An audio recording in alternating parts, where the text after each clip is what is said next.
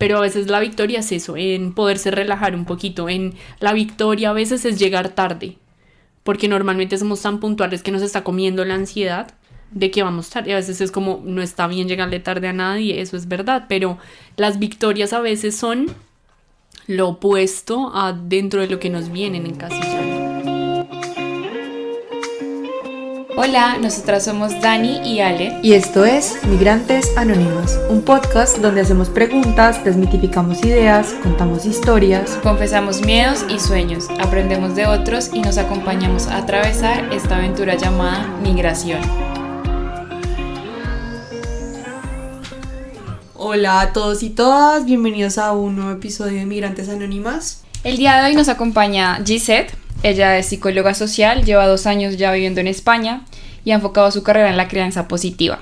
Sin embargo, hoy vamos a estar hablando de la importancia de quitarnos la presión de la perfección en el tema de salud mental y la sobresaturación en redes sociales sobre infinitas técnicas que en algunos casos nos llevan a la frustración.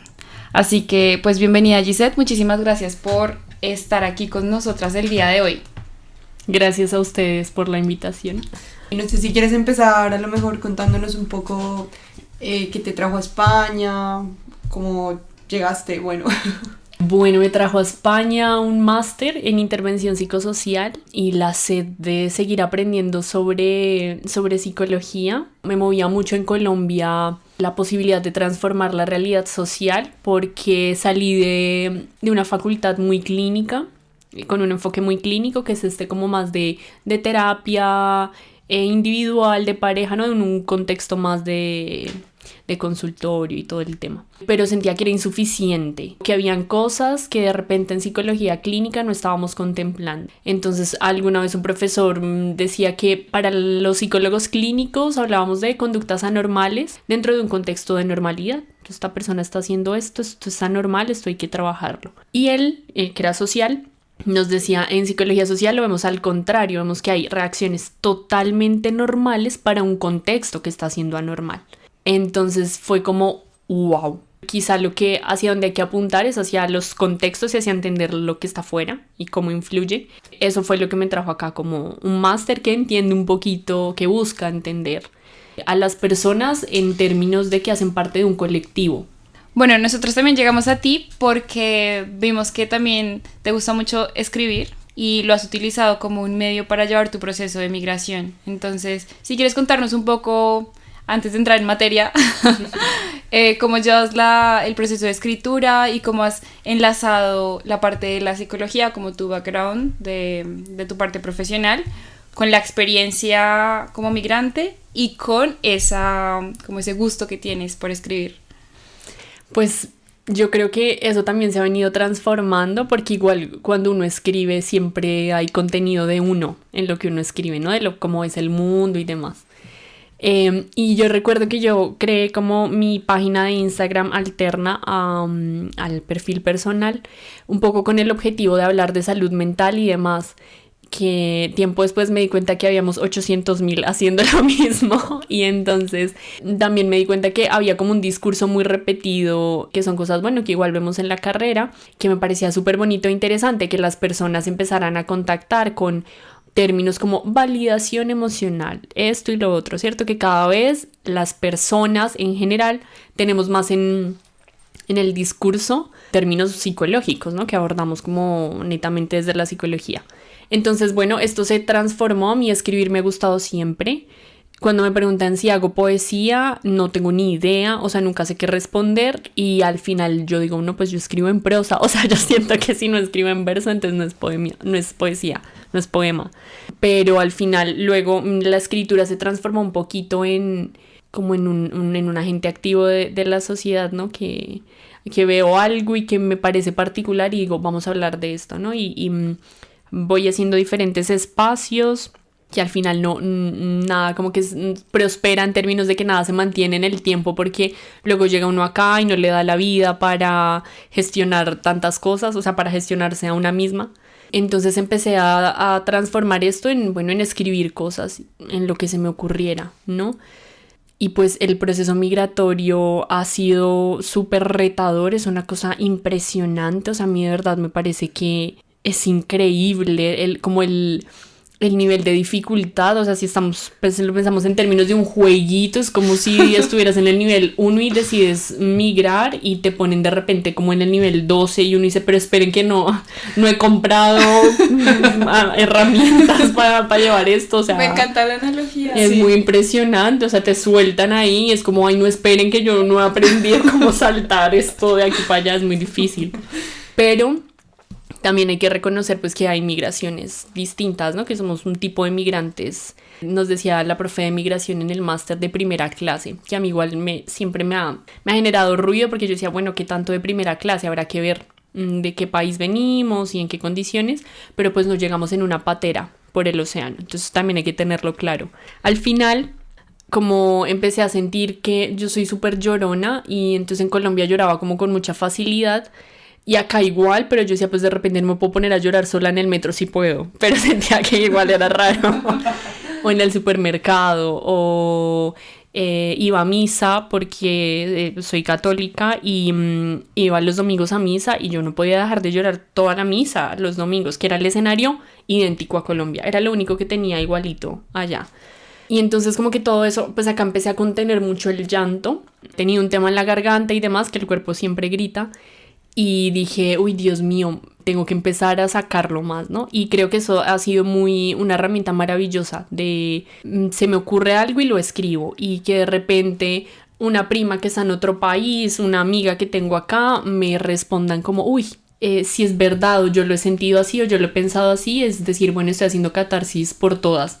Ay, me parece súper bonito. O sea, siento que dices muchas cosas que me gustan. Sobre todo eso de que haces catarsis por todas. Tenía también una amiga que decía como, bueno, si sana una, sanamos todas. Porque creo que al final estos procesos propios y mostrárselos a otros también ayudan un montón a hacernos sentir que no estamos solas y como a ir en nuestro propio proceso. Totalmente. Y bueno, ya un poco para entrar en la cuestión de, pues cómo tenemos esta presión, ¿no? De estar bien. Porque siento que estamos cayendo en esta trampa de que siempre tenemos algo que estar arreglando de nosotros mismos, ¿no? Y no solo tenemos que estar en un contexto nuevo, aprendiendo muchísimas cosas, integrándonos en una nueva cultura, sino que aún a eso le sumamos esa presión de, bueno, tengo que trabajar en mí mismo, tengo que estar bien, no puedo llorar en el metro porque es un montón. ¿Cuál es tu perspectiva y, digamos, cuál sería como ese caminito que podemos irnos haciendo en búsqueda de ese equilibrio? Pues yo lo resumiría en que hay que bajarle 3 rayitas a la autoexigencia, porque de verdad que me parece que es peligroso, pero yo creo que normalmente vemos nuestra generación y sentimos que esta generación lo está haciendo mejor. Está súper bonito que, o sea, a veces en comunicación o en la charla con amigos y amigas que no tienen nada que ver con la profesión, con amigos y amigas del colegio, luego en el trabajo, te encuentras con que hay un discurso como de mucha conciencia y que se utilizan términos, como les digo, que solamente antes utilizábamos entre colegas, por decirlo así, no colegas como lo utilizan acá en España de amigos, sino entre el grupo de personas que compartimos como profesión. Pero con los años yo a veces digo, bueno, igual se nos está saliendo un poquito de las manos. Yo me lo vengo pensando y siempre he querido hablarlo con personas que están en el área clínica o qué sé yo, porque al final entiendo que tenemos como este conocimiento que comparto no puede ser solo mío, o sea, quiero hacerlo llegar a más personas. Entonces está bueno, pero también creo que nos estamos poniendo un montón de cargas. Hay como una imagen de un muñequito que lleva un costal lleno de piedras y dice como claro que puedes con todo, pero no con todo a la vez, y abajo está luego el muñequito llevando una sola piedra.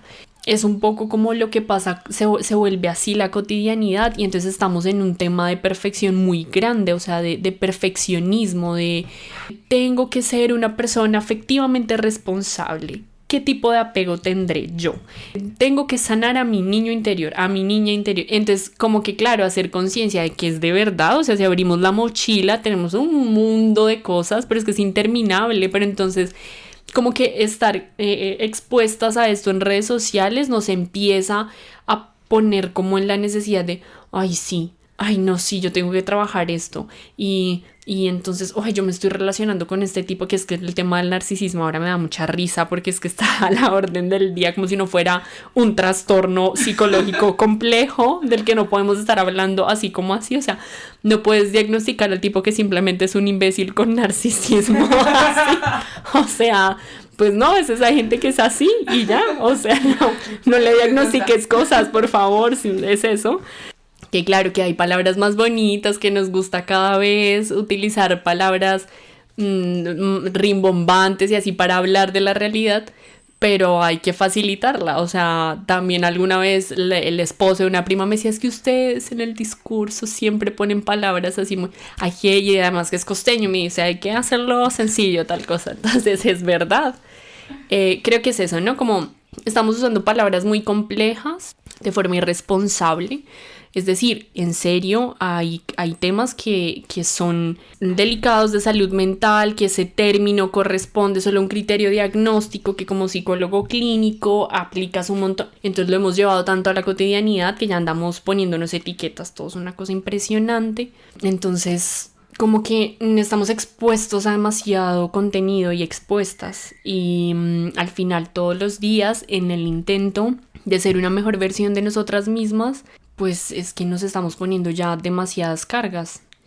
Puede volverse peligroso en términos de que, contrario a contribuir con la salud mental, pues nos está haciendo el camino más complicado, creo yo. No, que a mí me suena mucho lo de que dices que vamos por la calle diagnosticando narcisistas, pero también siento que vamos autodiagnosticándonos a nosotros mismos. O sea, yo veo muchísimo videos de chicas o cosas así de así es mi vida con déficit de atención o así es mi vida con no sé qué. Y vale, a lo mejor hay gente que sí que está diagnosticada, pero luego también tienen comportamientos que puede tener cualquiera de nosotros que no tenga un diagnóstico de esos, y yo digo, ay, yo hago lo mismo que ella, ¿será que yo también soy así? Y todo el tiempo la gente está como en eso, compartiéndole las historias constantemente, que si la depresión, que si la ansiedad, que si no sé qué, y es como, vale, o sea, igual puedes tener ansiedad como sentimiento en un momento sin tener trastorno de ansiedad, o puedes sentirte deprimido, por ejemplo, en el proceso de migración, sin que sea una cosa que necesite medicación, que no estoy diciendo que haya gente que no lo necesite, claro que sí, pero claro, o sea, como que pasamos a ese sobrediagnóstico a todo el tiempo preguntarnos, ¿será que estoy enfermo? ¿Será que necesito algo? Y creo que ya no solo con la psicología, sino en general también hablábamos hoy con Dani de, por ejemplo, de todos estos coach fitness que hay, y entonces que cuánto tienes que correr o cuánta fuerza tienes que tener o cuáles deberían ser tus macros a la hora de alimentarte, y es como, ¿será que me estoy tirando mi cuerpo? Mi no sé qué, y entonces todo el tiempo como, ay sí, es una presión horrorosa.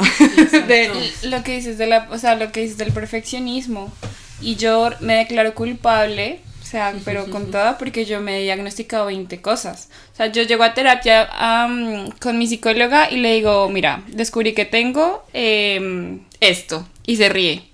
Me dice, ¿dónde lo viste? Y yo, en TikTok. O sea, fuente TikTok.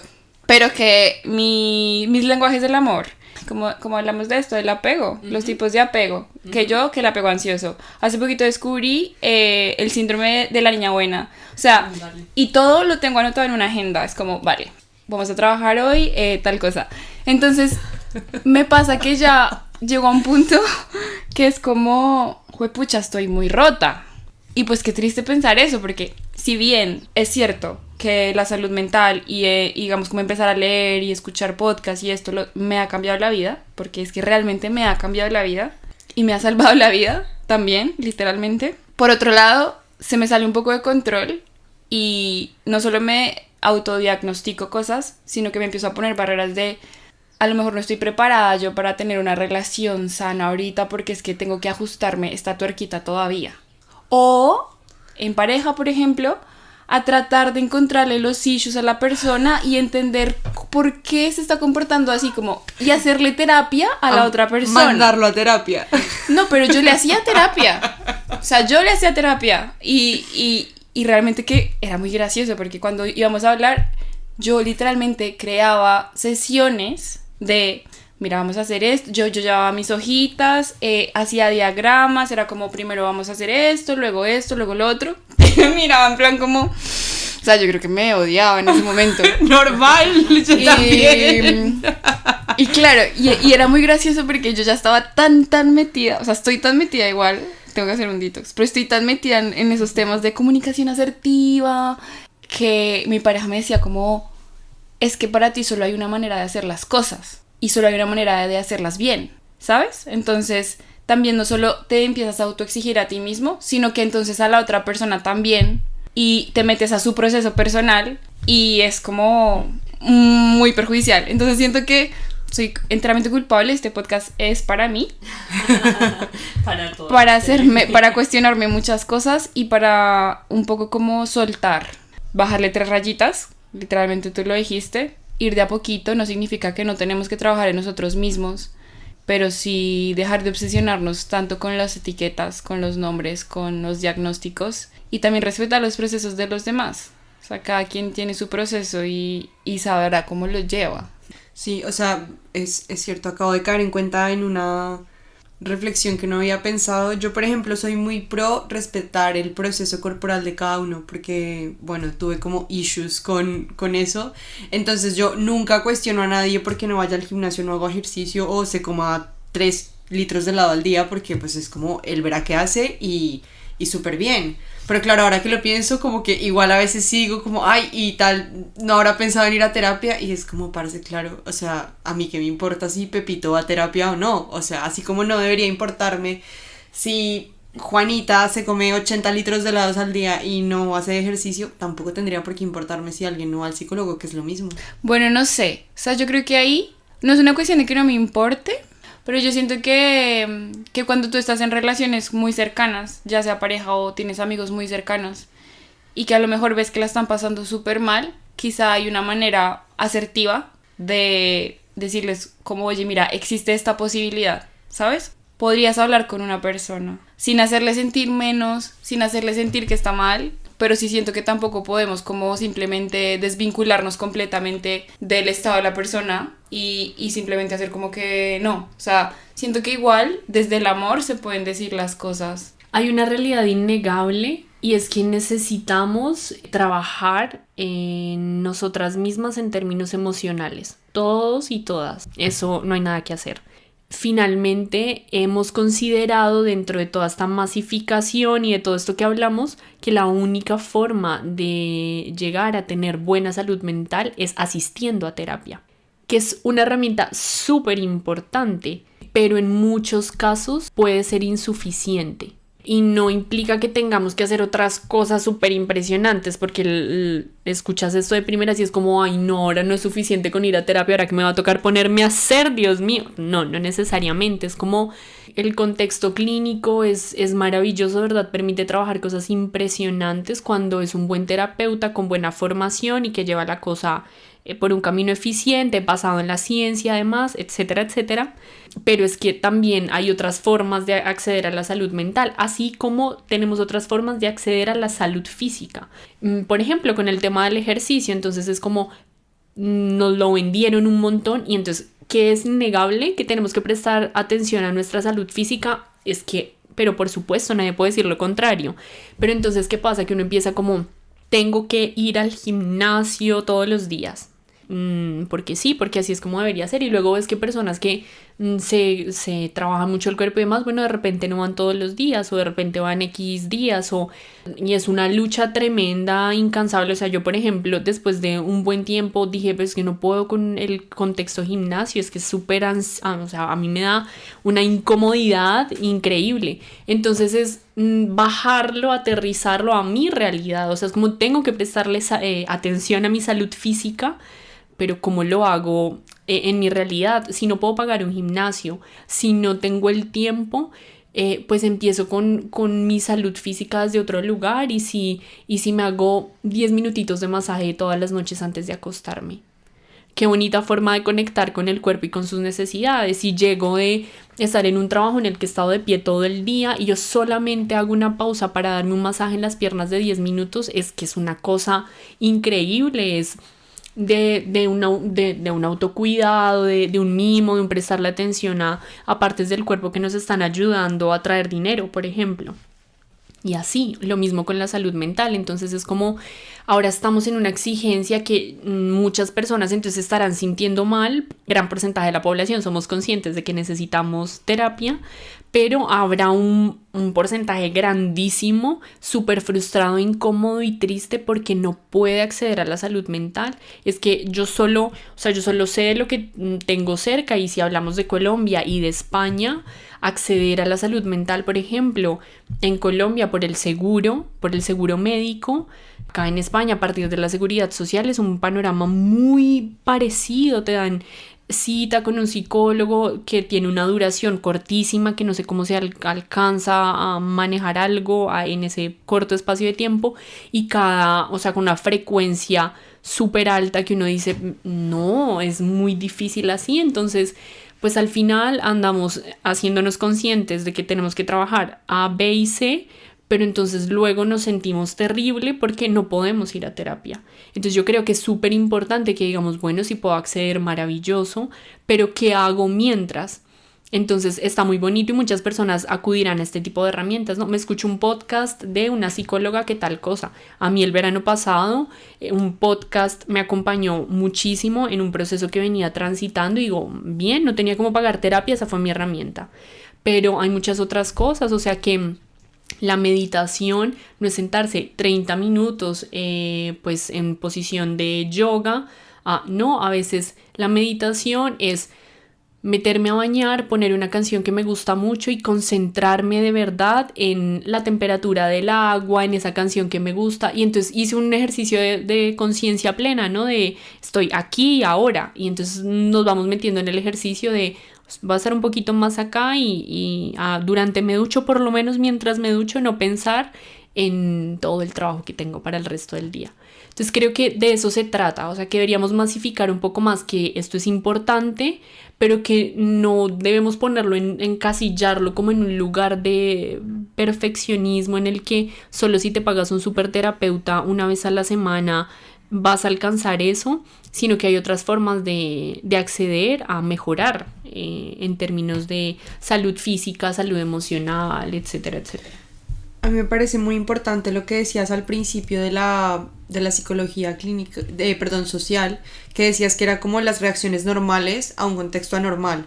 Entonces quería también hablar un poco de eso porque, bueno, o sea, como que, vale, digamos que en ciertas ocasiones está más en nuestras manos qué podemos hacer, pero también tú lo decías, cuando migramos, pues no sé si haya que normalizarlo o no, creo que un poco a eso va la pregunta.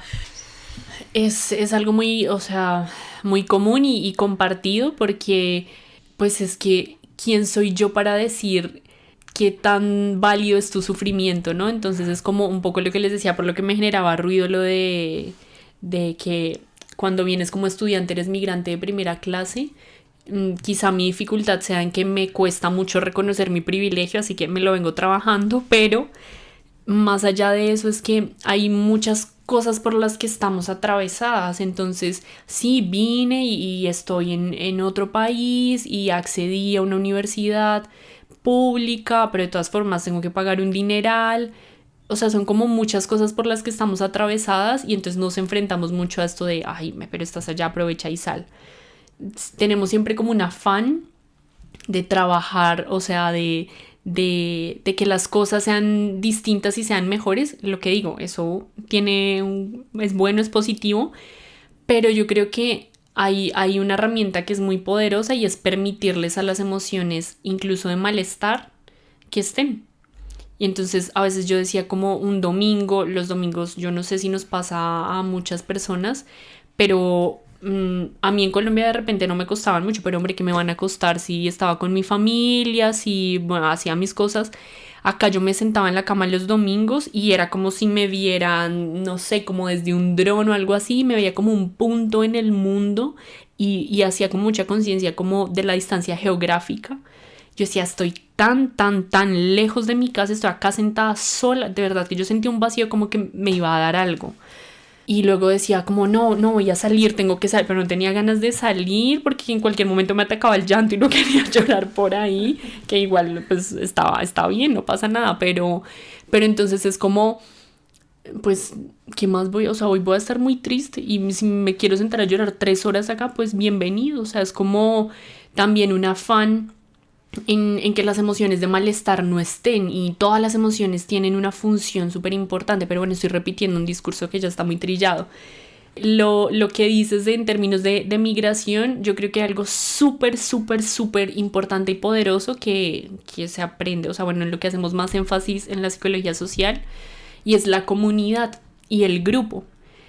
Sabernos que hacemos parte de un colectivo, es decir, que no soy yo, Gisette, individuo migrando a estudiar un máster, sino que somos un grupo de 4 mujeres colombianas que ha llegado a hacer este máster, como a verme parte dentro de un colectivo, poderme poner dentro de una categoría que yo sepa que soy una persona migrante, sí, de primera clase de repente, pero igual eso no quita que esté dejando mi país, que esté viviendo con personas que no conozco, que esté llegando a una cultura nueva, etcétera, etcétera. Y al final, cuando empezamos a compartir espacios, pues nos empezamos a dar cuenta que hay sufrimientos compartidos, que hay experiencias compartidas y que hay herramientas que las demás personas tienen que nosotras no. O que tenemos herramientas que le podemos compartir a otras personas y uno dice, ahí es cuando vale mucho la pena cosas que uno ha atravesado. A mí me escriben muchas personas que saben que estoy acá a preguntarme por cosas, por qué tal el país, ¿no? Yo creo que es algo muy habitual que nos buscan cuando vivimos acá, pues nos buscan personas de nuestros países que quieren migrar a preguntarnos cositas. Y a veces acompañar en el camino y en el proceso a otro, uno dice, bueno, si yo la pasé muy mal, si yo no sabía que si yo hubiera sacado esta cita con tiempo, porque acá bendita burocracia, en muchas comillas, entonces es como, si a mí pasar esto por lo menos me permite anticiparle al otro qué puede hacer o cómo lo puedo hacer distinto, para mí tiene mucho sentido. Es como, vale, con que el otro no la pase mal, así yo la haya pasado mal, si le ahorro sufrimiento a 1, 3 o 5 personas, a mí me parece que está perfecto. O sea, entonces es como a lo que yo animo siempre. Y le decía a mis compañeros de piso, a personas que han migrado recientemente y que están como en situaciones complejas, de primero yo les decía, no se queden en la casa y además busquen al grupo, a la comunidad. O sea, ¿y qué es grupo y comunidad? Es ir a hacer alguna actividad que de repente veamos que otras personas hacen y que nos gustan, que yo entiendo que esto es complejo aplicarlo en todos los contextos, porque es que hay actividades a las que es difícil acceder, hay actividades que tienen costo, pero de repente decir como, bueno, voy a salir a caminar de verdad tiene un efecto muy muy positivo, como sobre esta angustia, porque de repente salimos y reconocemos calles, paisajes, vemos un lugar que no sabíamos que existía, nos enteramos de una biblioteca y nos acercamos y miramos y de repente hay una charla de yo no sé qué cosa tal día. Entonces yo creo que dentro de la psicología social es como lo que más importante dentro de lo que he aprendido es el poder del grupo, de sabernos dentro de un grupo, de estar con más personas, de poder hacer piña, ¿no? Que es una expresión que utilizan acá, entonces, o peña, bueno, ambas. Entonces es como poder eso, como conectarnos con otras personas y pues darnos cuenta que hay sufrimientos compartidos, tristemente, pero eso alivia el sufrimiento propio. Total. Justo pensaba que, por ejemplo, para mí el plan que vamos a hacer ahora después de grabar tiene como una mezcla de muchas cosas que a mí me hacen muy bien, que es, primero la comunidad, porque, les vamos a contar el chisme. Vamos a ir ahorita a hacer un taller en el Retiro, en el Parque del Retiro, de Atrapasueños. Entonces, primero tienes la comunidad porque vas en grupo, ¿no? O sea, es un grupo de personas que vamos a estar ahí. Segundo, estás aprendiendo algo nuevo. O sea, que para mí eso también ya como que o sea, es algo lindo. ¿Qué pasa? Que tú al momento de hacer algo con las manos y tal, también estás practicando la conciencia plena, porque estás haciendo un ejercicio de mindfulness. O sea, estás ahí, vas concentrado y eso por un lado. Después de eso tienes que estás en el parque, que estás sentado en contacto con la naturaleza. Entonces digo, como ese tipo de actividades, encontrarlas a veces no es tan sencillo, lo hablábamos en un episodio pasado, como cuando no hay, se pueden crear. Si no hay, se crean. De hecho, este taller lo está haciendo un amigo porque también fue surgió de una conversación de, oye, ¿y si tienes los materiales, tienes las habilidades? Venga, vámonos al parque y invitamos a nuestros amigos a hacer esto.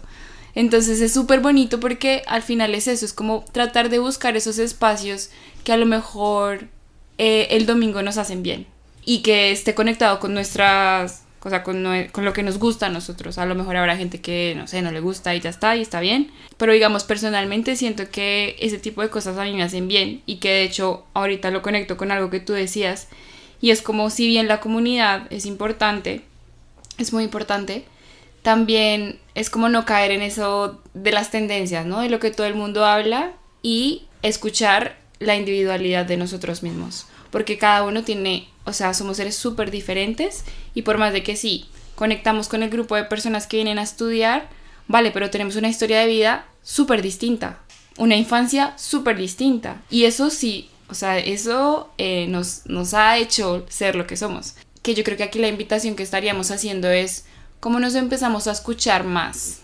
¿Qué disfruto yo? ¿Qué me gusta a mí? Me gusta, quizá no me gusta el gimnasio, lo detesto, pero me gusta bailar. Bueno, ¿y qué tal y si me pongo yo música y bailo?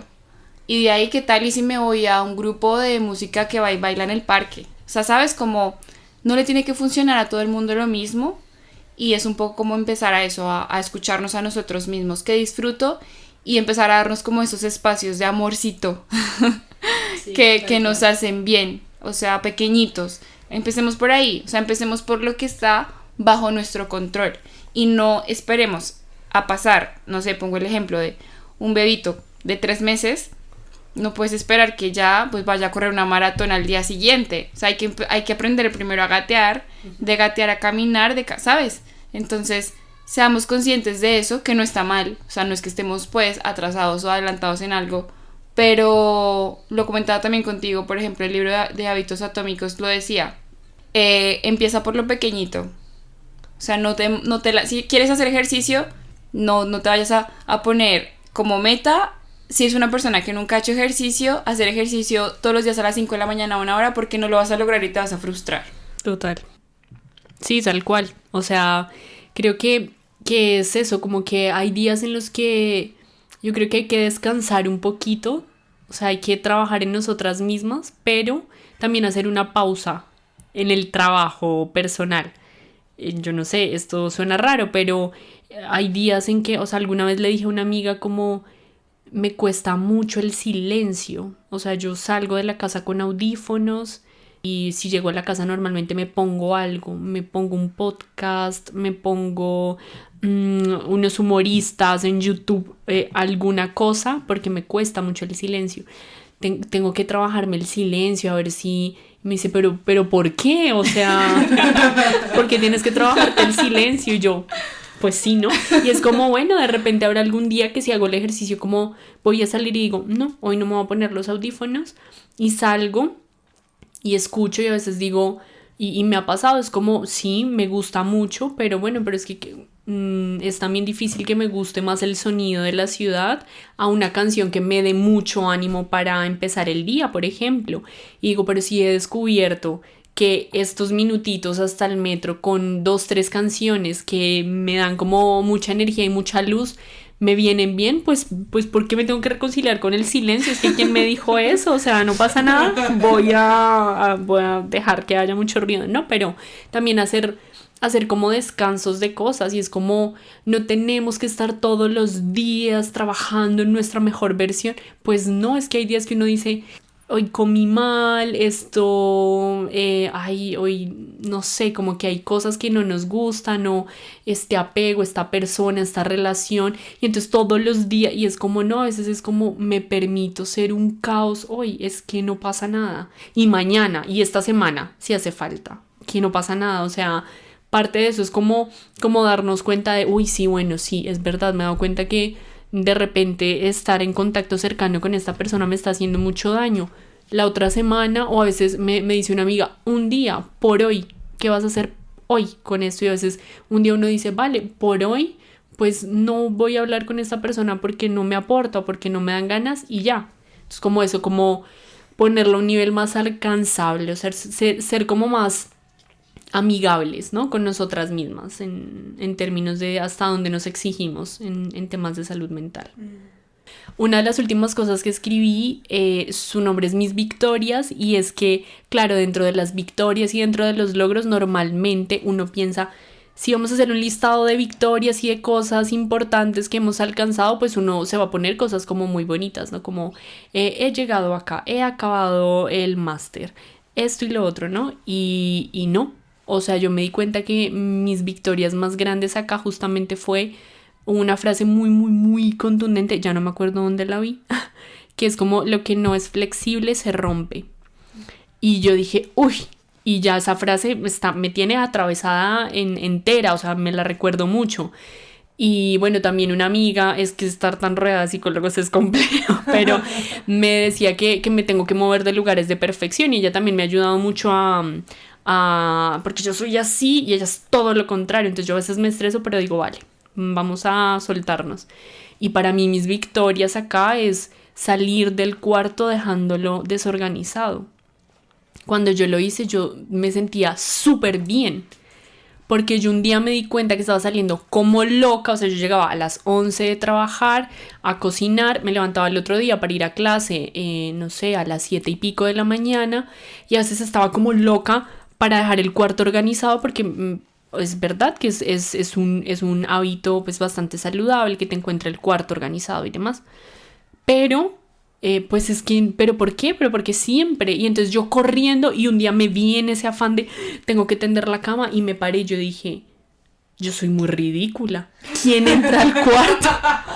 ¿Quién entra a este cuarto? O sea, cuando vives en piso, cuando vives en casa de tus papás o en tu casa, con quien vivas, con tus hermanos, whatever, pues normalmente los cuartos están abiertos y entonces es como una norma de la casa. Pero yo decía, vivo en un piso compartido donde todos y cada uno de los individuos salimos al baño y cerramos la puerta. Aquí nadie ve mi cuarto y aquí nadie va a entrar. Es que es un espacio sagrado, yo sé que nadie va a entrar. Y yo decía, pero ¿cuál es ¿por qué? ¿Cuál es el afán de dejar el cuarto perfecto? No lo necesito. O sea, yo necesito dejar de correr porque estoy cansada, estoy trabajando y estudiando. Entonces el día en que salí y dejé la cama extendida, yo dije, ay, soy maravillosa. Me encanta. Pero se trata de, mis victorias acá han sido todo lo contrario a lo que la sociedad no sabe. No digo que es que esté yendo en contra de, no, pero lo que voy es que la sociedad nos enmarca y nos encasilla en el orden, en romantizar, y los videos ahora vemos que la taza de café es preciosa y que el desayuno se ve precioso y queremos que todo sea. Y es como, no, a veces no es así. Igual vivo en un piso compartido, la vajilla no la elegí yo, pero si voy a hacer un desayuno que yo me sirva y diga, ay, qué bueno saber que estoy comiendo bien, y ya.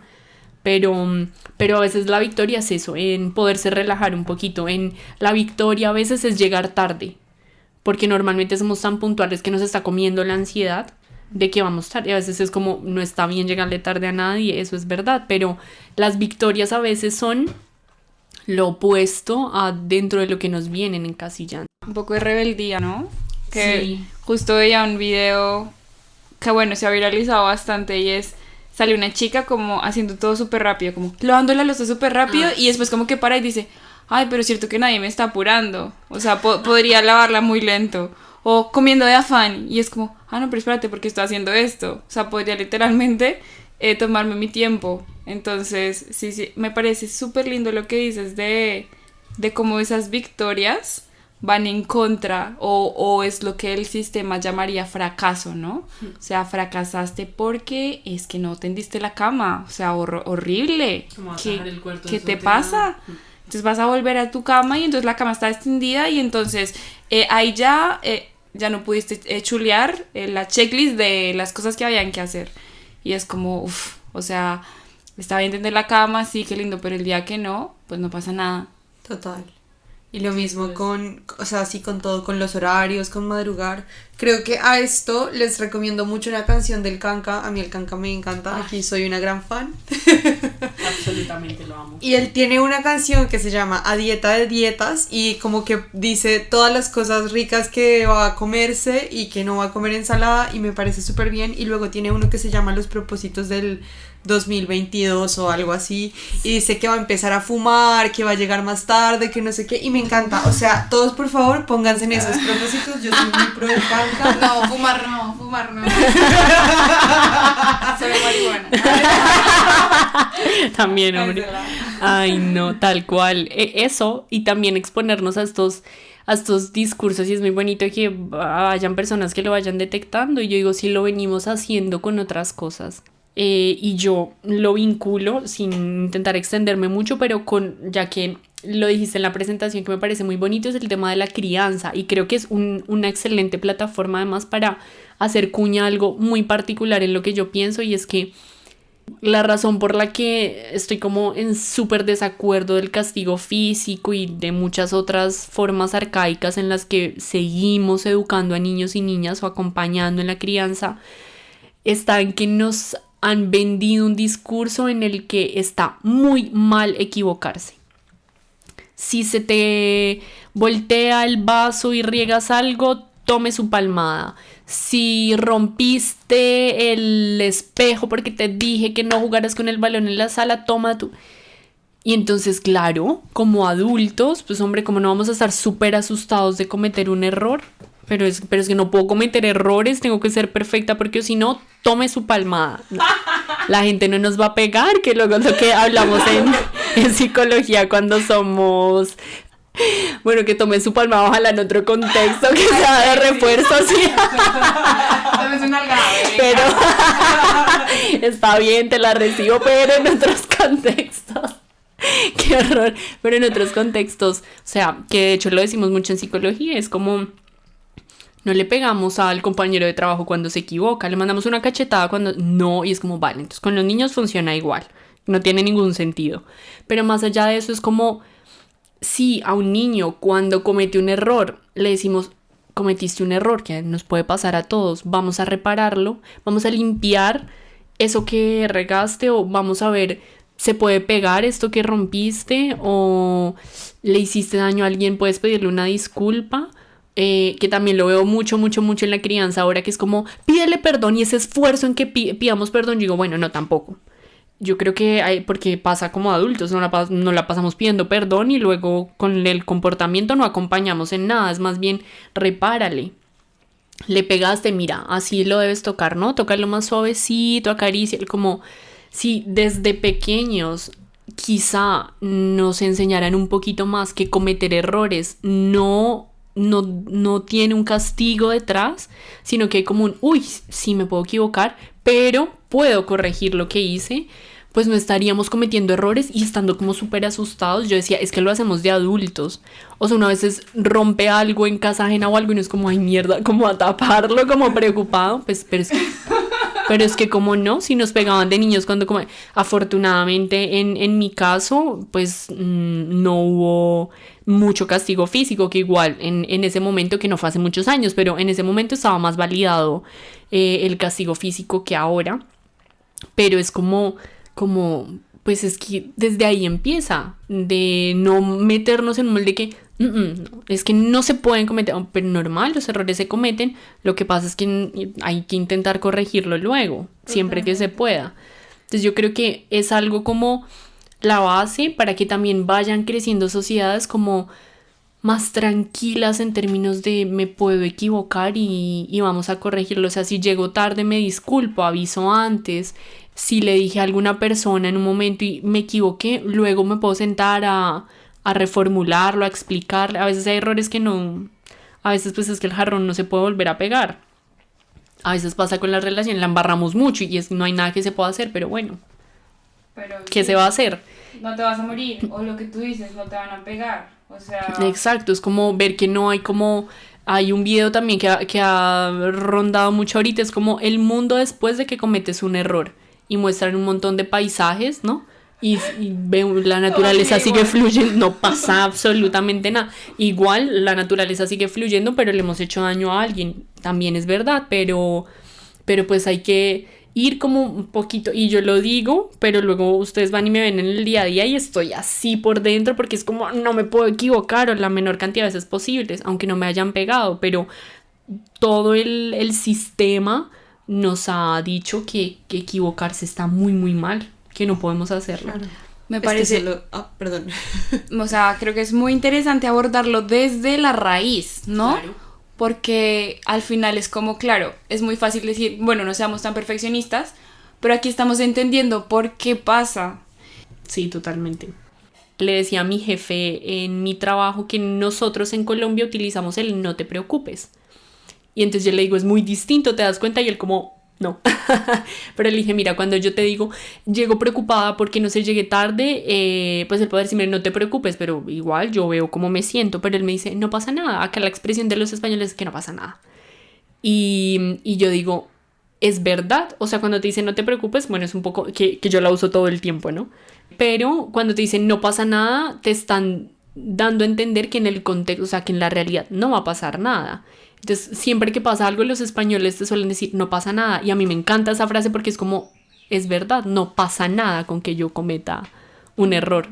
Entonces, eso yo creo que en este camino de lo que tú me compartes ayuda mucho, nos acompaña, o sea, una ventaja de este proceso migratorio es llegar a esta cultura.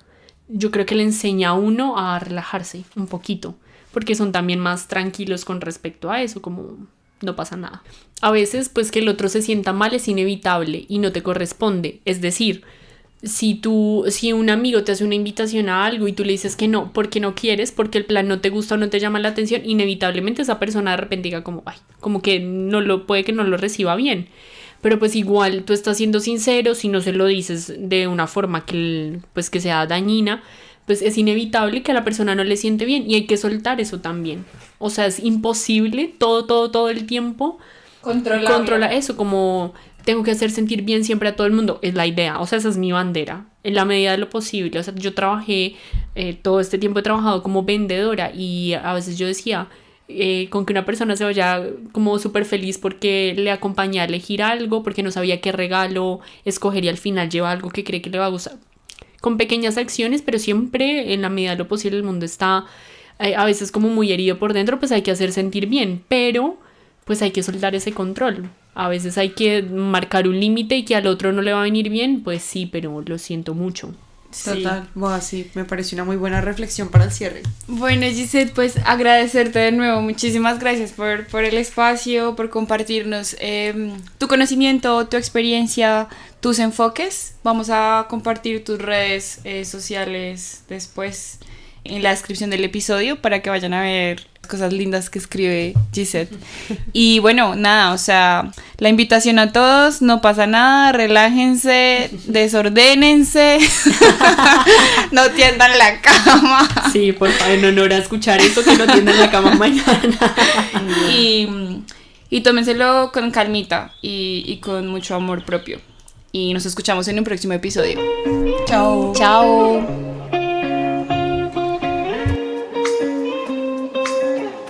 Si llegaron hasta acá, muchas gracias por escuchar Migrantes Anónimas. Esperamos que el episodio les haya sido de utilidad y que lo hayan disfrutado. Y también, si les gustó, nos pueden seguir en redes sociales, migrantes.anónimas en Instagram.